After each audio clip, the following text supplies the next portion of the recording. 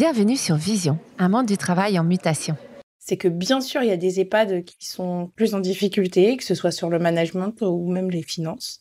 C'est comme si tu mettais une entité à chaque fois différente à la tête et des salariés à l'intérieur des structures différentes. Donc, il faut communier à l'intérieur pour avoir une structure qui rentre pas dans un cliché, en fait, du véritable hospice qu'on avait il y a, il y a pas si longtemps que ça, hein, parce que c'est une vingtaine d'années. On parlait de regard de la vie, du vieillissement et tout ça. On attend depuis longtemps une loi grand âge. On l'a pas. Aujourd'hui, on va arriver face aux baby boomers qui vont arriver sur le milieu du vieillissement. On sait qu'il n'y a pas assez de place, mais on essaie toujours de trouver des solutions. On était vite arrivé au constat que les CV d'aides-soignants, il y en avait plus. Et que le terrain nazairien, parce que je suis à côté de Saint-Nazaire quand même, je suis à Trignac, il y a presque pas de chômage. T'as qu'un chômage résiduel à 2,90%, quoi. Autant te dire rien. On s'est demandé, ces 2,90%, est-ce qu'ils seraient prêts à prendre du temps pour être formés? Donc en fait, une de nos valeurs aussi fondamentales, c'est l'inclusion. Donc on s'est décidé en fait de prendre des gens éloignés de l'emploi. Aujourd'hui, on fait un management qui est social, et je le dis très clairement. Une personne, elle vient, elle répond à une candidature, mais en général, elle vient aussi avec ses critères de sélection, et c'est ça qu'il faut écouter en premier. En fait, je pense que la nouvelle génération, elle sera transverse.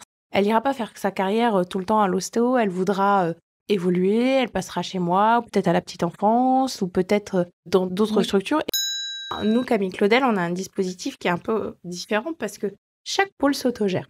C'est-à-dire, en cuisine, ils créent leur planning, ils ont leur budget, ils font leurs commandes, ils font leur menu, ils sont en place. Nous, on gagne en qualité, puisque c'est un système où les gens, en fait, arrivent à avoir une vision beaucoup plus globale de la structure. Le management, c'est un petit feu sacré en toi. L'idée, c'est vraiment faire confiance et aller jusqu'au bout de ton idée. Le management, ça se travaille tous les jours.